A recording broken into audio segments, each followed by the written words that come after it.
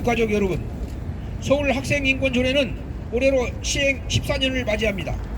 학생인권조례는 학교 현장에서 민주주의와 인권의 가치를 실천하게 해온 제도적 기반이었습니다.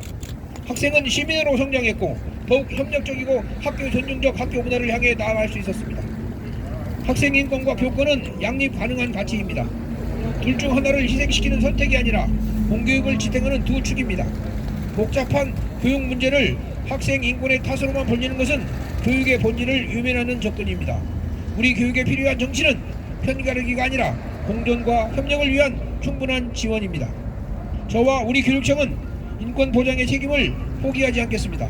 이미 대법원에 시의회 의견의 문제점을 담은 의견서를 제출했습니다. 정부와 국회에도 거듭 요청합니다. 인권 친화적 학교 문화를 흔드는 시도의 반복을 막기 위해 함께 협력해야 합니다. 국회 교육위원회 김영호 위원장과 최규진 교육부 장관께도 학생인권 보장과 교육 공동체 보호의 필요성을 담은 서한을 전달하겠습니다. 학생인권의 폐지는 교육 공동체 모두의 인권의 호투입니다. 인권의 역사와 서울교육을 투영시키는 시도에 단호히 대응해 우리 교육의 본질을 지켜낼 것입니다. 2026년 1월 5일 서울특별시 교육감 정근식. 네, 학생인권조례 제2요구에 대한 서울시 교육감 입장이었습니다. 다음은 현장의 역사교사이자 우리 교육청 인권교육지원단이신 자양중학교 이상석 선생님의 목소리입니다.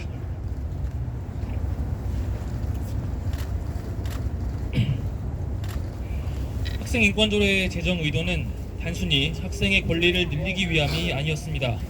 그것은 오랫동안 보호와 교육이라는 이름 아래 정당화되어 온 권리 침해를 막기 위한 최소한의 사회적 약속이었습니다. 이 조례는 학생을 특별히 우대하기 위한 장치가 아니라 그동안 충분히 비춰지지 못했던 존재들에게 최소한의 빛을 비춰주기 위한 제도적 장치였습니다. 물론 학생인권 조례가 완전 무결하다고 말할 수는 없습니다. 실제로 조례의 내용은 권리 보장에 초점이 맞춰져 있는 반면 책임과 공동체적 의무에 대한 서술은 충분하지 않다는 지적도 타당합니다. 생활 지도에 대한 체계, 교사를 지원하는 제도적 장치가 함께 마련되지 못한 채 조례가 현장에 안착하는 과정에서 혼란과 어려움이 발생한 것도 부인할 수 없는 사실입니다. 질풍노도의 시기를 통과하는 학생들과 매일 마주하는 교사들에게 이는 결코 가벼운 문제는 아닙니다. 그러나 그렇기 때문에 필요한 것은 폐지가 아니라 보완입니다. 첫술에 배부를 수 없듯 제도의 미비점은 교육 주체들이 함께 머리를 맞대고 고쳐나가야 할 과제입니다. 학생인권 조례를 없앤다고 해서 교권이 저절로 회복될까요? 학생의 권리를 지우는 방식으로 교실의 신뢰와 존중이 되살아날 수 있을까요? 교권과 학생인권은 대립하는 가치가 아닙니다. 그리고 서로를 잠식하는 관계도 아닙니다. 오히려 한쪽이 무너질 때 다른 한쪽도 함께 무너지게 됩니다. 학생을 존엄한 존재로 대하지 않는 교실에서 교사의 권위가 온전히 설 수 없고 교사가 보호받지 못하는 학교에서 학생의 권리 또한 공허한 선언에 그칠 수밖에 없습니다. 학생인권조례는 완성된 답이 아니라 우리가 어떤 방향으로 나아가야 하는지를 보여주는 나침반에 가깝습니다. 이 나침반을 부숴버린다면 우리는 다시 길을 잃게 될 것입니다. 학생을 관리의 대상이 아니라 실수하고 배우며 성장하는 한 사람으로 바라보는 교육, 그 최소한의 출발점이 바로 학생인권조례입니다. 저는 교사로서 그리고 교육 공동체의 일원으로서 이 최소한의 약속만큼은 끝까지 지켜내야 한다고 믿습니다. 자양중학교 이상석입니다. 예, 방금까지. 예, 다음은 서울시 교육청 학생 참여단이자 고등학교 3학년인 김부성 위원입니다.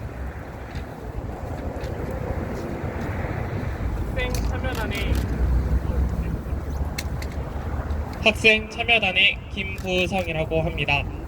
교육감님과 앞에 계신 선생님께서 이에 대한 법적 절차 혹은 행정적 절차에 대해서 말씀을 해주셨는데 저는 이를 평가할 수 있는 마땅한 역량이 부족하다고 생각합니다.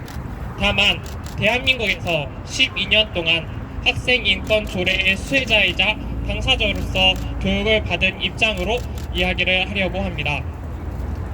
학생 인권 조례가 만들어진 이후 우리 교육 현장은 제가 이전에 경험하지 못했더라도 부모님과의 대화를 통해서 많은 변화가 이루어진 것을 생각하고 있습니다. 학생 인권 조례를 통해서 저희는 더 이상 단순히 교육을 받는 자로서뿐만 아니라 선생님과 대등한 입장에서 교류를 하며 교육을 받아왔습니다. 다만 학생 인권 조례가 무너짐에 따라서 이러한 교육이 계속해서 이루어질지 의문이 물론 현재 교권이 과도하게 침해되었다는 것은 학생인 저로서도 받아들일 수 있습니다.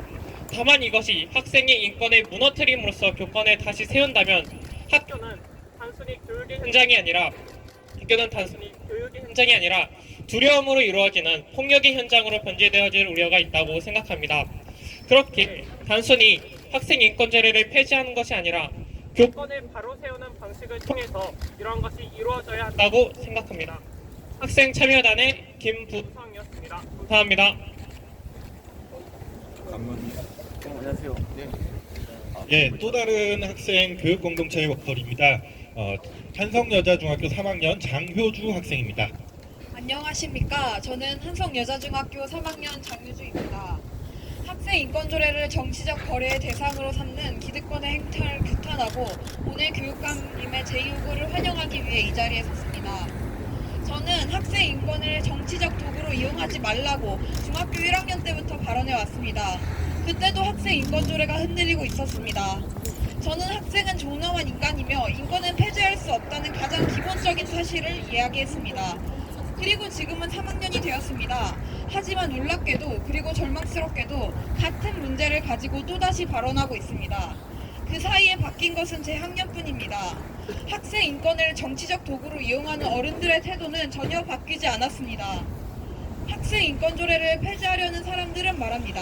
학교가 혼란스러워졌다고, 학생이 버릇 없어졌다고, 교사의 권위가 떨어지고 교권이 무너졌다고. 그러나 저는 묻고 싶습니다. 차별을 금지하자고 말한 것이 폭력과 차별을 막자고 말한 것이 그렇게도 불편하셨습니까? 학생을 사람으로 대우하자는 요구가 교권을 위협하는 일입니까? 인권은 대립하는 개념이 아닙니다. 학생과 교사를 갈라치게 하지 마십시오. 학생의 인권을 공격하면서 교권을 이야기하지 마십시오. 인권은 누구의 것을 빼앗아서 누군가에게 넘겨주는 제로섬 게임이 아닙니다. 인권은 함께 지켜야 하는 공동의 가치가 아니겠습니까? 학생 인권조례 폐지는 과거의 폭력과 차별이 만연했던 학교로 돌아가라는 말과 다르지 않습니다. 저는 머리 길이와 양말 색으로 학생이 평가받고 벌점이 매겨지던 학생 인권조례가 없던 그 시절로 돌아가라는 요구에 절대 수긍할 수 없습니다. 학생의 존엄을 조건부로 취급하겠다는 것과 다르지 않습니다. 학생 인권조례는 학생의 인권과 존엄을 보장해달라는 약속입니다. 그 약속조차 지켜지지 못하는 사회라면 과연 우리는 무엇을 교육하고 있는 것입니까? 학생 인권이 지켜지지 않는 사회에서 어떻게 민주시민을 기대할 수 있겠습니까? 학생 인권은 인권 감수성의 시작점이며 우리가 살아갈 미래 사회의 토대입니다. 오늘 교육감의 제2요구 결정을 환영합니다. 이번 제2요구는 학생의 인권을 쉽게 지어두려는 권리가 아니라는 점을 분명히 확인한 결정입니다. 그러나 제2요구 결정 하나로 모든 문제가 해결됐다고 생각하지 않습니다. 학생의 권리가 언제든 정치적 거래의 대상이 될 수 있다는 위험이 분명히 드러났기 때문입니다. 우리는 요구합니다. 학생의 인권을 흥정하지 마십시오. 학생을 통제의 대상으로만 취급하지 마십시오. 학생 당사자가 빠진 자리에서 학생의 인권을 얘기하지 마십시오. 오늘 교육감의 제2요구가 그 변화의 시작이 되기를 바랍니다. 학생 인권이 더 이상 정치의 거래 대상이 되지 않는 사회를 살고 싶습니다. 저는 학생으로서 시민으로서 끝까지 제 권리를 포기하지 않겠습니까? 그리고 제 친구들의 권리도 함께 지켜내겠습니다. 이상입니다. 예, 오늘 그 기자회견 발언은 마무리가 되었고 그 질문이 있으신 기자님들께서는 거수해 주시면 마이크를 전달해 드리도록 하겠습니다.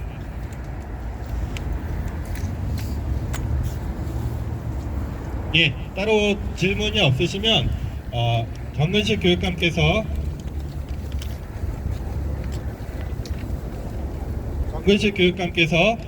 학생 인권조례 폐지 조례안 제2요구안을 학생 인권옹호관과 관계 직원들에게 전달하고 관계 직원들이 서울시